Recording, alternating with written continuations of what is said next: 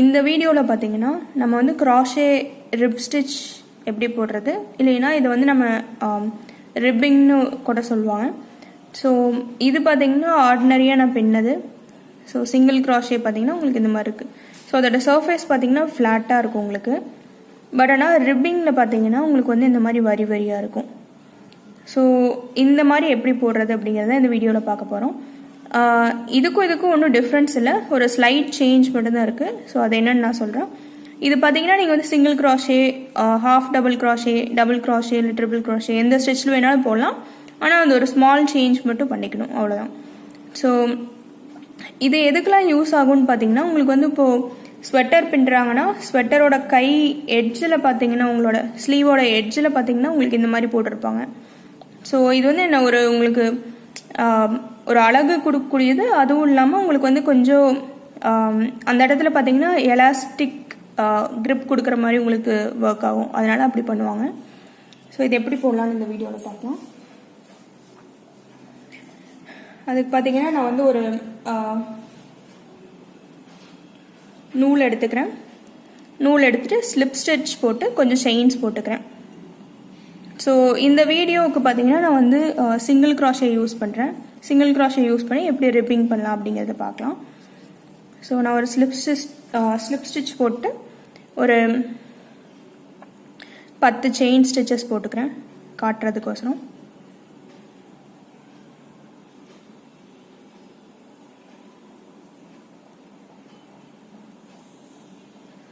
So chain stitches போட்டுட்டேன் நான். இப்போது சிங்கிள் க்ராஷேங்கன்னா நான் ஃபஸ்ட் ஸ்டிச் விட்டுட்டு அடுத்த ஸ்டிச்லேருந்து ஆரம்பிக்கணும்.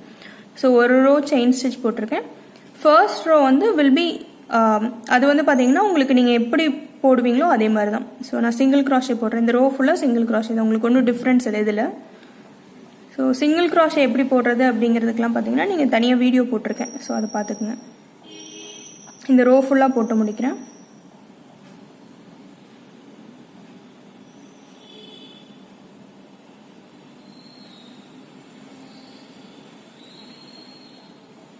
இந்த வீடியோவில் பார்த்தீங்கன்னா நான் சிங்கிள் க்ராஷே யூஸ் பண்ணி சொல்கிறேன். இதே டபுள் க்ராஷே, ட்ரிபிள் க்ராஷே இல்லை ஹாஃப் டபுள் க்ராஷே எது வேணாலும் நீங்கள் யூஸ் பண்ணலாம். ஸோ நான் கடைசி ஸ்டிச் போட்டுட்டேன். ஸோ ஃபர்ஸ்ட் ரோ போட்டுட்டேன். இது வந்து பார்த்தீங்கன்னா ஒன்றும் இதில் டிஃப்ரென்ஸ் இல்லை.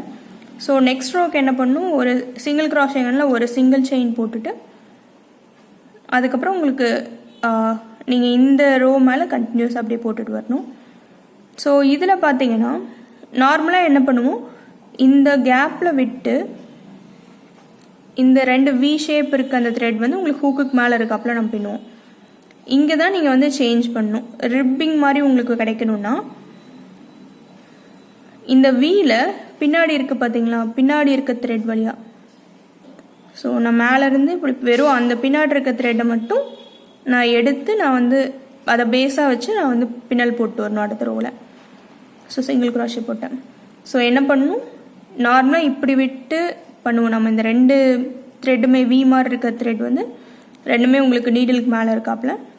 ஆனால் இதில் பார்த்தீங்கன்னா ரிப்பிங் மாதிரி பண்ணணும் அப்படிங்கிறதுக்கு பின்னாடி இருக்க நூல், அந்த ஒரே ஒரு நூல் மட்டும் யூஸ் பண்ணி பேஸாக வச்சுட்டு நான் பின்னல் போடுறேன்.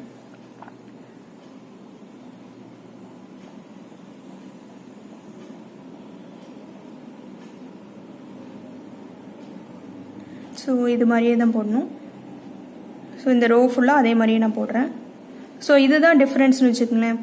ஸோ உங்களுக்கு அடுத்த ரோலேருந்து இந்த ஜடமாக இருக்கிறதுல 2ஐயும் சேர்த்து பின்னாமல் பின்னாடி இருக்க த்ரெட்டை மட்டும் யூஸ் பண்ணி பேஸாக வச்சு நீங்கள் வந்து பின்னணும்.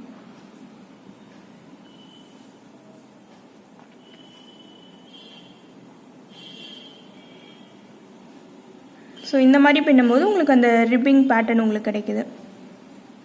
ஸோ நான் இது முடிக்கிறேன் இந்த இது கடைசி வரைக்கும்.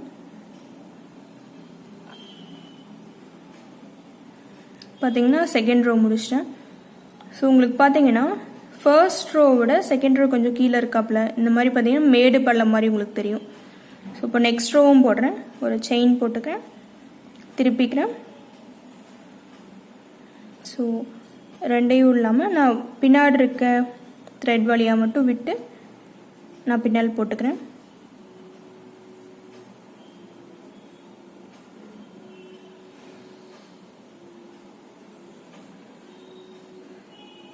ஸோ இப்படி நான் பின்னாடி இருக்க த்ரெட் வழியாக இது வழியாக மட்டும் விடும்போது ஒரே ஒரு த்ரெட் தான் உங்களுக்கு வந்து நீடிலுக்கு மேலே இருக்கும். பார்த்தீங்கன்னா விட்டு த்ரெட் எடுத்து நான் போட்டுக்கிறேன். ஸோ இந்த ரோ ஃபுல்லாக போடுறேன். ஸோ 2-3 லைன் போட்டால் தான் உங்களுக்கு வந்து அந்த ரிப்பிங் பேட்டர்ன் உங்களுக்கு ஈஸியாக தெரியும்.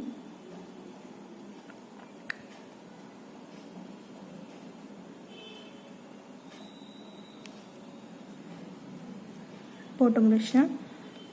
ஸோ பார்த்தீங்கன்னா உங்களுக்கு அந்த இது தெரியுது பாருங்கள், உங்களுக்கு மேடு பள்ளமாக இருக்குது பாருங்கள், சைட்லேருந்து பார்த்தா தெரியும் உங்களுக்கு.